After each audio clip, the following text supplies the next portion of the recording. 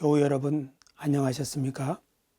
사람은 태어나서 한평생을 살다가 죽음으로 이 세상과 이별합니다. 인생을 계절에 비유한다면 그 출발점은 봄이며 인생의 말년은 겨울에 해당한다고 할 수 있겠습니다. 누구나 출생했으므로 인생의 말년을 맞이할 것입니다. 오늘 우리가 읽은 누가복음 22장은 예수님의 인생 말년을 소개하고 있습니다. 예수님은 본래 갈릴리 나사렛 지역에서 성장하시다가 주로 갈릴리 지역에서 제자들을 가르치셨습니다.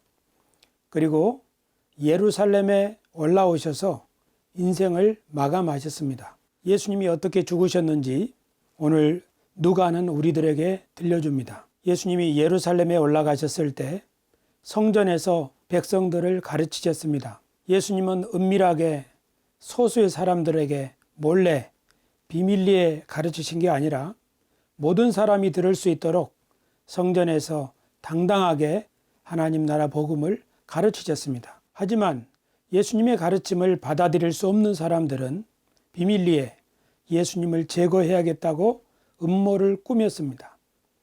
백성들이 예수님을 따르고 있었기 때문에 탈 없이 예수님을 제거하려면 어떻게 할까?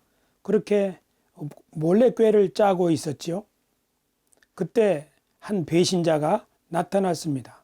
예수님을 팔 사람, 그가 바로 가룟 유다입니다.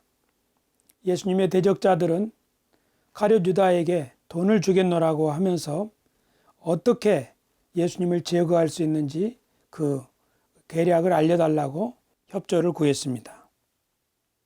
진리는 당당하지만 거짓은 언제나 비겁한 꾀를 씁니다. 예수님은 이 사실을 다 알고 계시지만 제자들과 함께 마지막 식사를 하시고 감람산으로 기도하러 가셨습니다.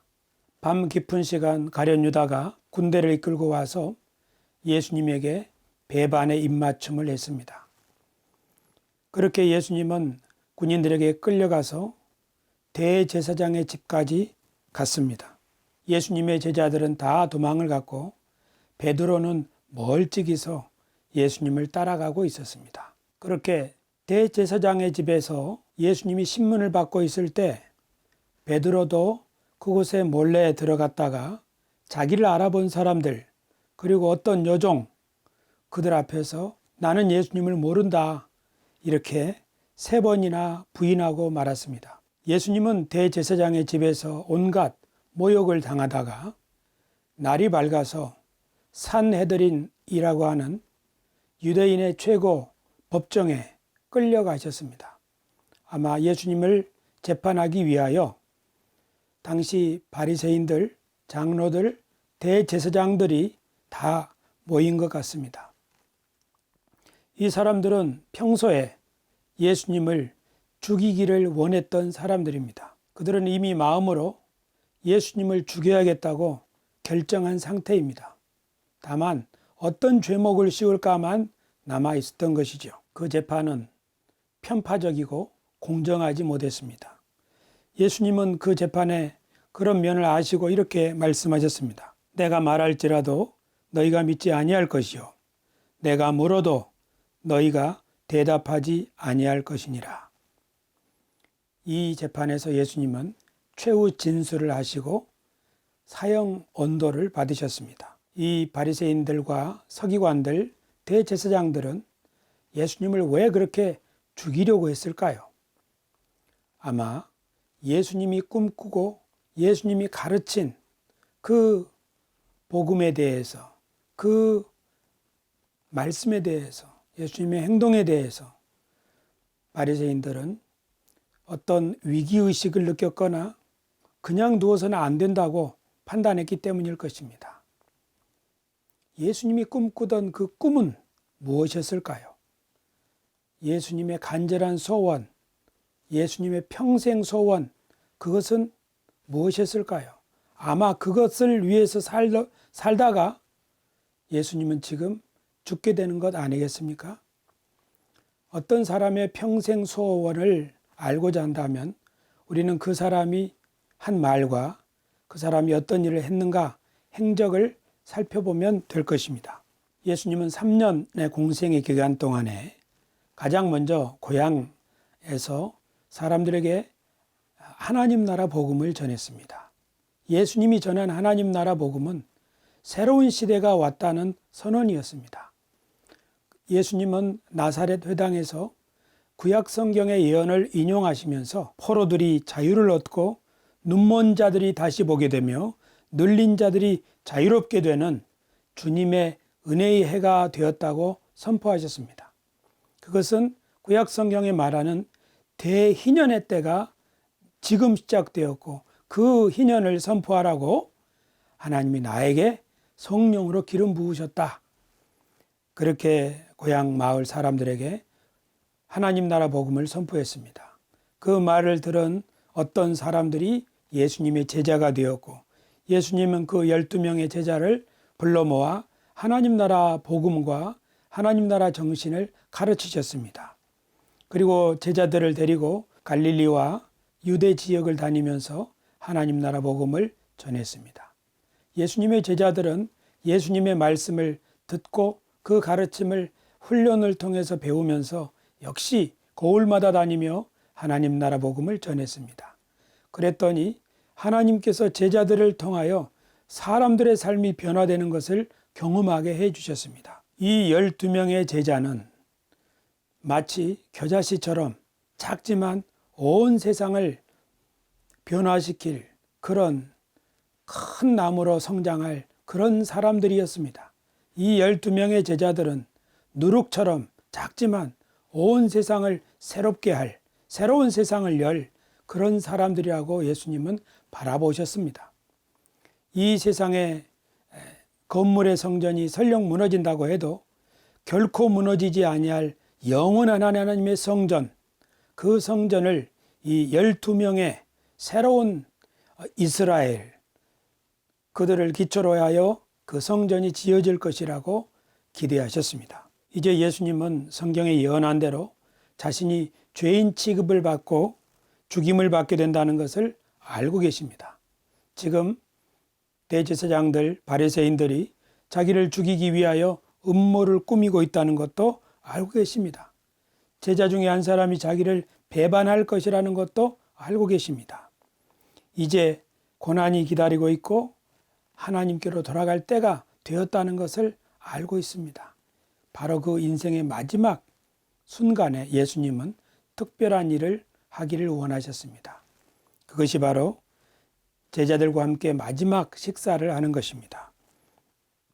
때가 이르매 예수께서 사도들과 함께 앉으사 이르시되 내가 고난을 받기 전에 너희와 함께 이 유월절 먹기를 원하였노라. 예수님은 죽기 전에 제자들과 함께 유월절 식사를 하기를 원하셨습니다. 원래 유월절이라고 하는 것은 이스라엘 백성이 애굽에서 종살이할 때 그들을 하나님이 구원하여 내신 그 놀라운 일을 기념하는 절기입니다. 그렇게 구원을 받은 이스라엘 백성은 시내산에서 하나님과 언약을 맺고 하나님의 제사장 나라가 되기로 했고 또 하나님을 자신들의 하나님으로 섬기기로 그렇게 약속을 했었습니다. 유월절은 이스라엘을 하나님의 제사장 나라로 만들었다고 하는 것을 기념하는 절기이기도 합니다. 하지만 세월이 지나서 이스라엘은 하나님과 맺은 언약을 깨버리고 열방을 위한 제사장의 나라가 되지 못하고 도리어서 열방의 종으로 팔려가는 포로 신세가 되었습니다. 그래서 세상의 빛이 될 국가로 부름을 받았지만 실제로는 세상의 조롱거리가 되고 말았던 것입니다. 예수님은 죽기 전에 제자들과 이 유월절 식사를 하면서 12명에게 하나님이 너희들을 다시 새 언약을 통하여 하나님의 백성, 언약 백성 삼으셨다는 것을 가르쳐주고 싶었던 것 같습니다. 전에 모세가 시내산에서 하나님과 피의 언약을 맺으면서 이스라엘을 하나님의 언약 백성으로 삼았다면 이제 이 새로운 언약식을 통하여 예수님께서는 자신이 그동안 가르치고 훈련한 12명의 사람, 그리고 그들을 통해서 세워지게 될 이 교회가 하나님의 새로운 이스라엘로, 하나님의 새로운 언약 백성으로 온 세상에 새로운 시대를 열어갈 하나님의 대리인들로 그렇게 성장할 것이라고 기대하시고 그들에게 이 사실을 기억하게 하기를 원하셨던 것 같습니다. 본래 유월절 식사에는 떡과 양고기를 먹게 되는데요. 예수님께서는 떡을 떼어주시면서 받아 먹으라, 이것이 내 살이다. 예수님께서는 또 포도주를 잔에 따라 주시면서 이것은 피로 맺는 새 언약의 잔이다, 받아 마셔라. 그리고 오늘을 잊지 말고 기념하여라, 이렇게 말씀하셨습니다. 예수님의 제자들은 한 번도 먹어본 적이 없는 유월절 새 식사를 예수님과 함께 했습니다. 그렇게 잔을 나눠주시면서 예수님은 이런 말씀하셨습니다. 내가 너희에게 이르노니 이 유월절이 하나님의 나라에서 이르기까지 다시 먹지 아니하리라. 이게 마지막 식사라는 거죠. 이 식사를 통해서 예수님께서는 오랫동안 잊혀졌던 언약을 다시 세우셨습니다. 이제 제자들은 새 이스라엘이 되어서 하나님의 언약 백성이 되어서 하나님의 복음을 열방으로 전파할 것입니다. 그렇게 복음이 세상에 전파가 되면 사람들을 누르고 있던 그런 죄의 굴레, 어둠의 권세가 벗겨지게 되고 사람들은 자유롭게 되는 것이지요. 그것이 유월절의 본래 정신 아니겠습니까? 하나님 나라가 완성되는 것입니다. 예수님께서는 그것을 말씀하시는 겁니다. 이것이 마지막 식사다. 내가 너희와 다시 유월절 이 포도주를 마시게 된다면 그때는 하나님 나라의 유월절 정신이 완성되는 때일 것이다. 그처럼 예수님은 새 하늘과 새 땅이 이루어지게 되는 그때에 제자들과 다시 식사할 것을 약속하시고 이 제자들을 통하여 하나님 나라가 온 세상에 전파될 것, 그리고 마침내 하나님 나라가 이 세상에 완성될 것을 바라보시고 그들에게 이 유월절 식사를 기념하라고 하신 것입니다. 그것이 우리가 지키고 있는 성만찬, 성찬입니다. 우리도 성찬식을 통해서 예수님의 유월절 식사를 기념합니다.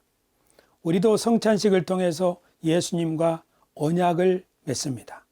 그리고 우리도 예수님이 말씀하신 하나님 나라에 동참하고 하나님 나라 언약 백성으로 살 것을 결단하는 것입니다. 그렇게 지난 2000년 동안 성찬식을 통하여 하나님의 언약 백성들이 이 땅에서 하나님 나라의 대리인으로 삶을 살았고 앞으로도 영원히 주님의 나라가 완성되는 날까지 성찬식은 많은 사람 마음속에 그래, 나는 제자들처럼 예수님과 피로 언약을 맺은 하나님 나라의 제사장이요 주님의 대리인이라고 하는 자기 정체성을 가지고 그렇게 이 땅에서 살아갈 것입니다. 예수님은 이렇게 3년 동안 제자들에게 하나님 나라의 꿈과 소망을 가르치셨습니다.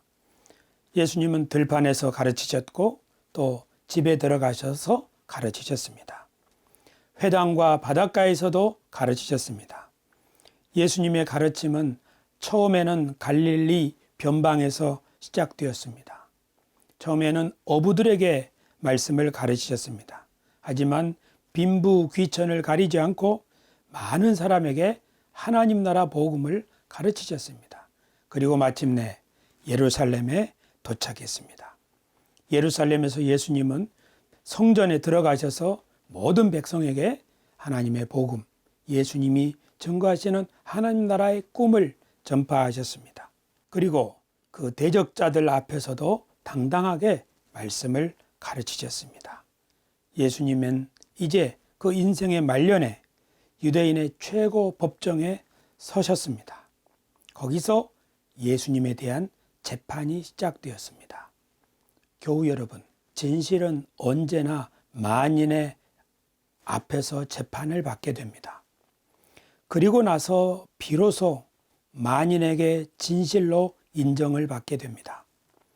시련을 거치지 않는 진실은 아직 만인을 위한 진실은 아니며 시련을 통해 그 은밀한 진실이 만인 앞에 떳떳하게 증거될 때, 그리고 그 진실을, 그 진리를 증언하는 사람이 자기 생명을 바칠 때 비로소 그 진리는 추종자들을 얻게 될 것입니다. 이런 시련의 과정을 통해서 진실한 가정도 세워지게 됩니다. 사실 남녀 간의 진실한 사랑도 여러 위기와 시련을 극복하고 나서서 비로소 어떤 어려움이 올지라도 흔들리지 아니하는 가정의 기초를 세우게 될 것입니다. 하나님의 나라도 의심의 시련을 거친 후에 진리 위에 세워지게 될 것입니다. 그러므로 하나님의 집은 진리의 기둥과 터 위에 세워진다고 바울 사도는 말씀하셨습니다. 음모를 꾸미는 사람들은 비밀리에 그리고 돈으로 배반자를 매수하지만 진리는 온 천하에 공개되고 그리고 진리를 정하는 사람의 피를 요구합니다. 여기서 우리가 베드로를 생각해 보겠습니다. 겟세마네 동산에서 예수님이 체포될 때에 베드로가 가지고 있던 진리는 매우 허약한 신앙이었습니다. 그래서 여러 사람 앞에서 예수님을 모른다고 부인하고 말았습니다. 그러나 예수님 승천 이후에 베드로는 산헤드린의 법정, 예수님이 재판받으셨던 그 법정에서 그 권세자들의 위협을 우습게 여기는 그런 확고한 신앙의 소유자로 변신했습니다. 진실된 구도자는 일상생활을 살아가는 동안에 진리를 말할 것입니다. 그리고 운명의 심판대에서도 평소에 자기가 말했던 바로 그 동일한 진리를 증언하고 죽임을 당합니다. 그것만이 진실이 입증되는 유일한 길임을 알기 때문입니다.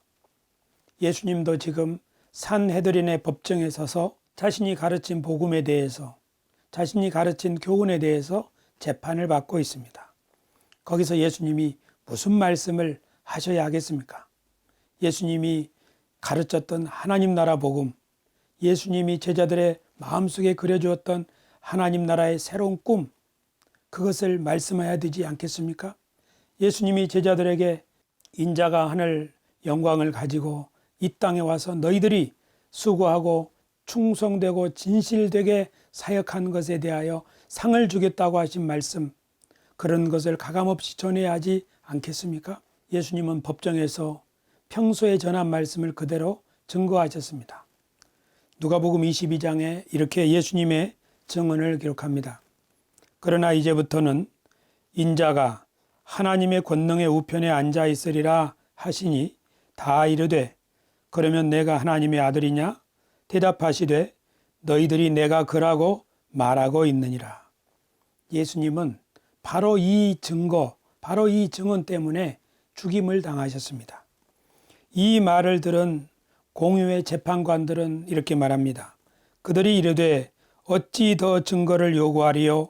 우리가 친히 그 입에서 들었노라 하더라. 예수님이 하신 그 말씀이 예수님의 사형 언도의 증거라는 말씀이죠. 예수님은 최후의 법정에서 평소에 가르쳤던 그 복음을 그대로 증거하셨습니다.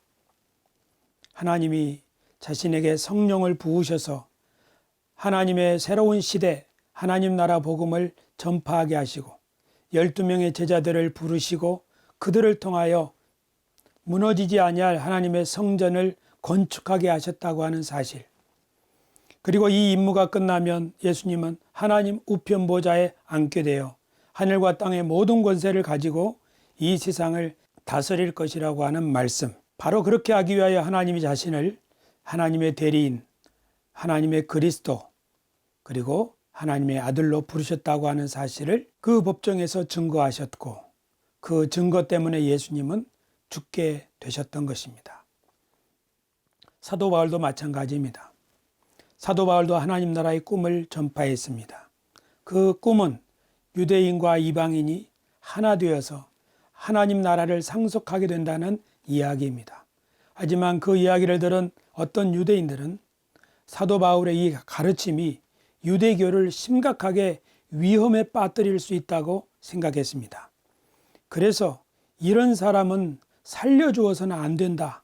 그렇게 판단하고 사람들을 동원해서 끝까지 사도 바울을 죽이고자 했던 것입니다. 사도 바울은 자신이 전한 복음 때문에 법정에 서게 되었고 그 복음 때문에 죽임을 당했습니다.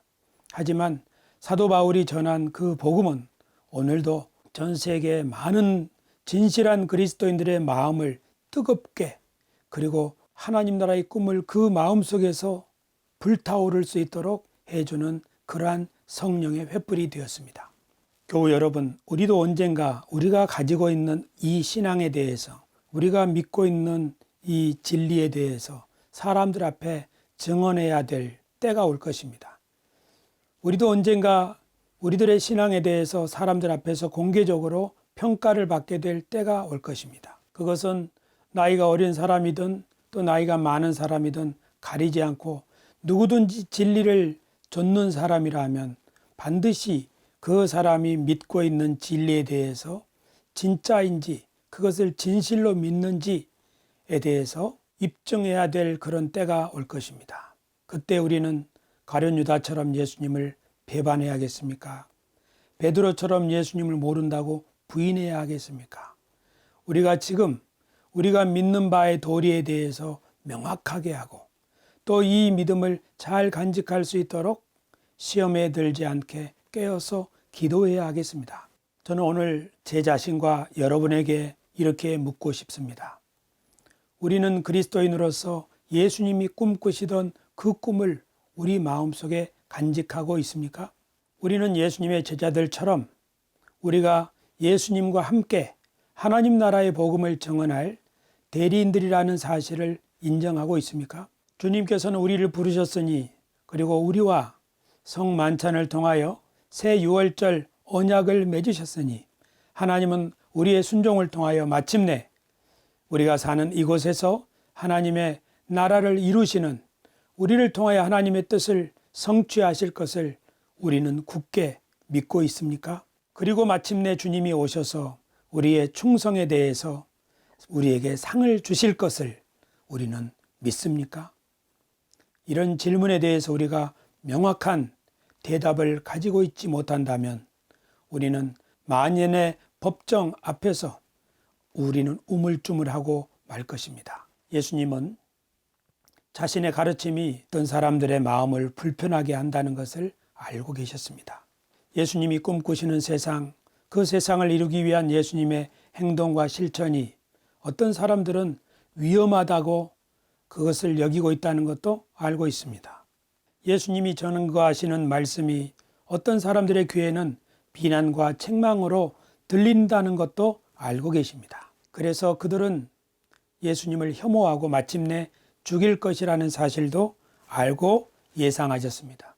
그래서 예수님은 제자들에게 여러 번 인자가 고난을 당하고 그리고 결국 죽임을 당하게 될 것이라고 몇 번이나 예고하셨습니다. 예수님의 제자들도 예수님이 왜 죽임을 당하셨는지 분명하게 알고 있었습니다.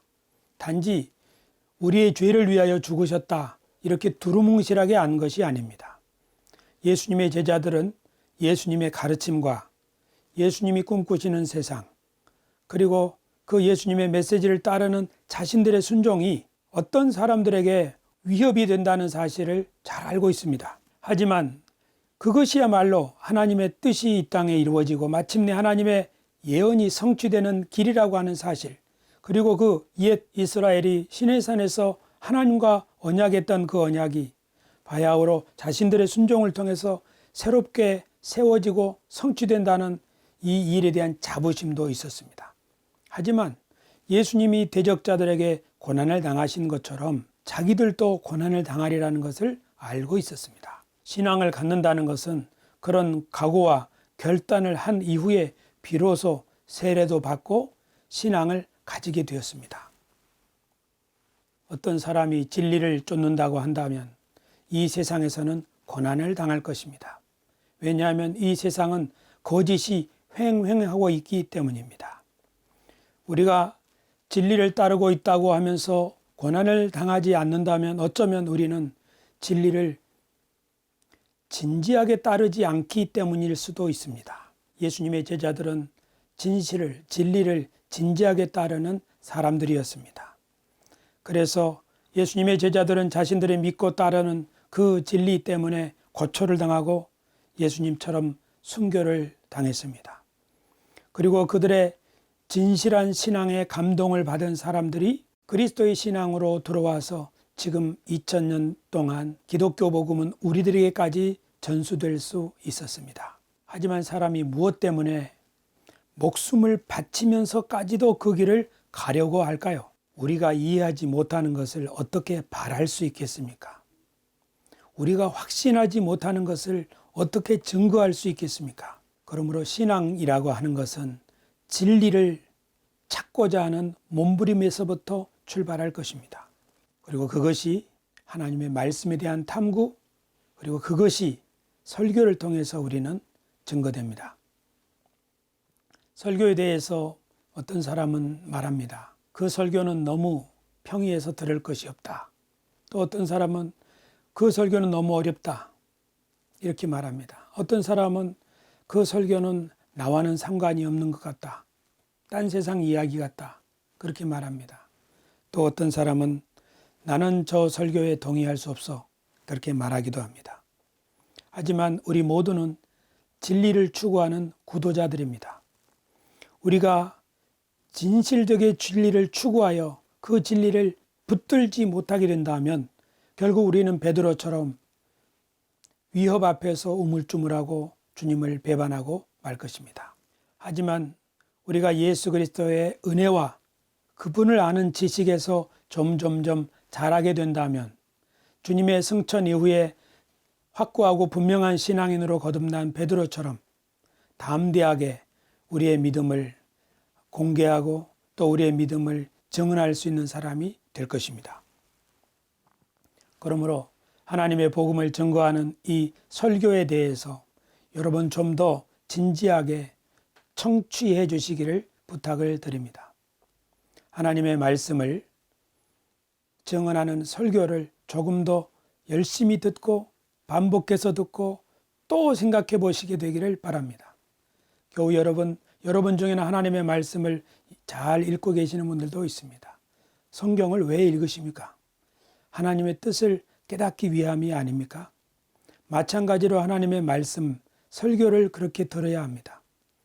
저도 이 하나님의 말씀, 설교를 준비하기 위해서 일주일 동안 깊이 묵상하고 또 이 말씀을 가지고 씨름을 합니다. 산책을 할 때 이 설교를, 이 하나님의 말씀을 생각합니다. 그렇게 해서 하나님의 말씀을 준비해서 증거합니다. 그러면 여러분들도 이 말씀을 한번 여러 번 들어보고 또 들어보시게 되기를 바랍니다.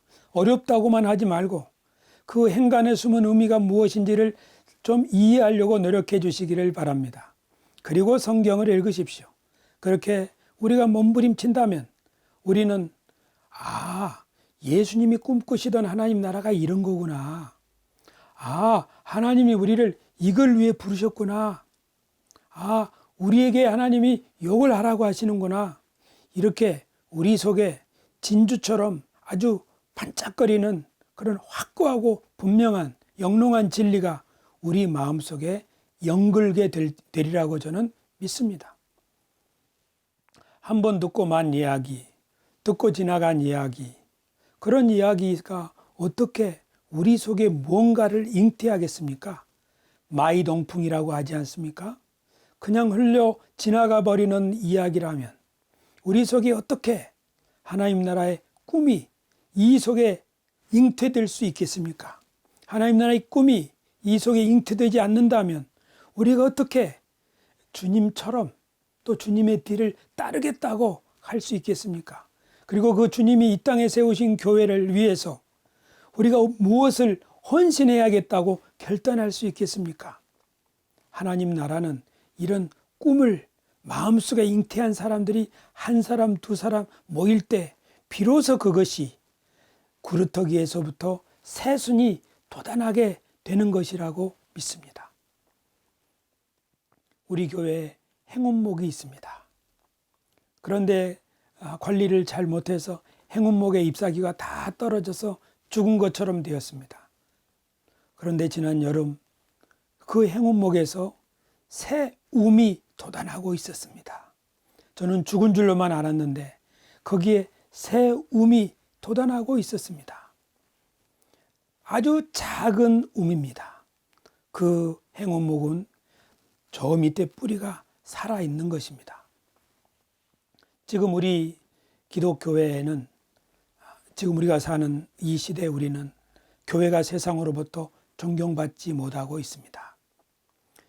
세상의 걱정거리라고 하는 오명을 받고 있습니다. 예수님은 교회를 세상의 등불, 그리고 산 위에 있는 마을, 그리고 세상의 소금, 다 무엇입니까? 세상에 꼭 필요하고 세상을 살맛나는 세상이 되게 하고, 그리고 모든 사람들이 우리가 모델로 삼아야 될 것이 바로 저거야 하는, 그것이 예수님이 세우신 교회의 원래 본질 아닙니까? 우리가 이것을 왜 잃어버렸겠습니까? 예수님의 가르침을 진지하게 받던 제자들, 그들과 달리 우리는 좀 더 쉬운 길을 걸어가고 있기 때문입니다. 아니, 예수님의 꿈이 무엇인지를 우리는 잃어버렸기 때문이라고 생각합니다. 예수님의 꿈을 잃어버리면 예수님의 꿈이 아닌 다른 것에 사람은 관심을 기울이게 되죠. 그래서 크고 웅장하고 화려한 예배당 갖는 것이 가장 중요한 꿈이 되어버릴 수도 있습니다. 실제로 우리나라에 수백억 건물을 지은 교회가 있습니다. 그렇게 멋진 건물을 지었더니 세상 사람들이 손가락질합니다. 저게 뭐냐고요. 그리고 수많은 상가에 있는 교회들이 있습니다. 그런 교회들은 세상 사람들로부터 쯧쯧쯧 그렇게 불쌍하고 애처로운 눈길을 받게 됩니다. 그리고 거기서 우리들은 조금이라도 더 크고 더 멋진 그런 교회가 되기 위해 몸부림을 치고 있습니다. 교회의 이런 속물근성을 세상 사람들은 훤히 꿰뚫어 보고 있습니다. 우리가 하나님의 꿈과 비전을 잃어버릴 때 교회는 이처럼 불쌍한 신세가 되는 것입니다. 저는 현재 우리나라의 교회의 실상이, 그 형편이 일제강점기를 살아가던 우리 조상들과 비슷하다고 생각합니다. 힘도 없고 주권도 빼앗기고, 그리고 일본 제국주의의 군합발에 억압당하여 자유를 잃어버린 그런 신세 말입니다. 또 바벨론 포로로 끌려간 유대인들과 같다고 생각합니다. 그들은 제사장으로 부름을 받았지만 바벨론의 포로로 끌려가서 그들의 요구에 맞춰서 너희들이 옛날에 예루살렘에서 부르던 노래 좀 불러봐, 우리가 술 맛있게 마실 수 있도록. 그 자리에서 포로로 끌려갔던 유대인들이 구슬프게 노래하지 않습니까? 예수님이 말씀하신 하나님 나라의 꿈, 하나님 나라 복음, 그리고 그 복음이 이 세상을 어떻게 변화시킬 것인가에 대한 전망과 확신, 그리고 그 일에 우리가 부름을 받았다고 하는 이 소명감, 이런 것을 회복하지 못한다면 우리는 언제까지나 이런 부끄러운 상태에 빠지게 될 것입니다. 그러니 우리가 다시 한번 이 수치의 자리에서 다시 마음의 허리띠를 동여매고 그리스도 복음의 말씀을 배워야 하겠습니다. 그래서 이 복음의 말씀이 정말로 우리들에게 어떤 하나님 나라의 꿈을 들려주고 있는지, 주님이 우리를 통하여 하고자 하시는 일이 무엇인지, 그리고 우리와 우리의 자손을 통해서 앞으로 펼쳐지게 될 미래가 무엇인지 우리가 새롭게 배워야 하겠습니다. 우리가 과거의 전통에만 매여 있지 말고 성경이 무엇을 말하는지 골똘히 생각하고 또 질문해 봅시다. 설교를 통해 하나님의 말씀을 이해하려고 노력하고, 설교자가 증거한 하나님의 말씀이, 설교자가 증거한 설교가 성경에 부합하는지 생각해보고 서로 의논하고 토론하는 시간도 가져봅시다. 설교자가 모든 걸 다 알지는 않을 것입니다. 설교자도 오류를 범할 수 있을 것입니다. 하지만 우리가 함께 주님의 말씀, 주님의 뜻을 알아가려고 노력할 때 우리는 비로소 하나님 나라의 대리인으로 분명한 확신 위에 서게 될 것입니다. 그러면 예수님이 갈릴리에서 시작하여 예루살렘 만인의 법정 앞에서도 당당하게 하나님 나라 복음을 증언하시고 그 진리를 증거하셨던 것처럼, 그리고 그 예수님을 바라본 주님의 제자들이 또한 그 예수님의 말씀을 받아서 그렇게 선교의 삶을 살아갈 수 있었던 것처럼, 오늘 우리들도 이 새로운 하나님 나라의 대리인으로서 우리가 받은 하나님 나라의 비전과 하나님의 경륜과 하나님의 부르심을 받은 대리인이라고 하는 소명 확신과, 그리고 우리를 통하여 하나님이 이루실 미래에 대한 꿈이 우리 마음속에 새 움처럼 돋아나기 시작할 것입니다. 그런 사람들이 하나 둘씩 모인 교회, 그 교회가 바로 새 시대를 위한 하나님의 구루터기 교회입니다. 하나님의 꿈을 배우고 바라고 행하자. 이 꿈을 가지고, 이 표를 가지고 우리 남은 이 해를 힘차게 다름질해 봅시다. 아마 다음 주부터는 우리가 다 같이 모여 예배를 드릴 수 있을 것이라고 기대합니다. 여러분을 주님의 이름으로 축복합니다. 다음 주에 뵙겠습니다. 기도하겠습니다. 살아계신 하나님, 예수님이 예루살렘에서 대제사장들과 서기관들과 바리새인들에게 체포되어 신문을 당하고, 그리고 그들의 법정에서 사형 언도를 받으셨는데, 그 모든 과정에서 제자들과 마지막 성만찬을 갖고 예수님의 죽음이 제자들에게 어떤 의미가 있는지, 그리고 그 제자들이 예수님께 어떠한 존재인지를 깨닫게 해주셨던 것처럼, 오늘 우리들이 성만찬을 통하여 예수님과 맺은 언약을 기억하고 예수님이 들려주신 하나님 나라의 복음을 통하여 하나님이 꿈꾸시던 새로운 세상, 예수님이 선포하시는 그 복음 속에 담긴 하나님 나라의 비전, 그리고 하나님이 이루어 가시는 하나님의 경륜, 그리고 그 경륜에 동참하라고 부르심을 받은 우리들, 이에 대한 믿음을 새롭게 하기를 원합니다. 예수님이 그 법정 앞에서 담대하게 당당하게 평소에 전하시던 복음을 그대로 증언하셨던 것처럼, 예수님의 제자들이 그들도 예수님을 본받아 담대하게 하나님 나라 복음을 증언하려고 법정에 섰던 것처럼, 그리고 지난 2000년 동안 우리 믿음의 선배들이 이 복음을 자신들의 삶 가운데 진주처럼, 보석처럼, 금보다도 더 귀한 그런 보물로 여기고, 거기에 자신의 삶을 걸고 거기에 인생을 걸어 하나님 나라의 대리인으로 살아가다가 그 복음을 우리들에게 전해준 것처럼, 우리들도 우리들의 시대에 이 복음을 진실되게 믿고, 그리고 전심으로 실천하고, 그리고 이 복음을 위하여 살다가 우리들의 후배들에게, 우리들의 자손들에게 이 복음의 피 묻은 바톤을 전달해 줄 수 있도록 도와주시옵소서. 그렇게 할 때에 비로소 하나님의 이 꿈은 단절되지 아니하고 영원토록 이어지게 되어서 마침내 하나님이 우리에게 주시는 새로운 세상이 환하게 열리게 될 줄 믿습니다.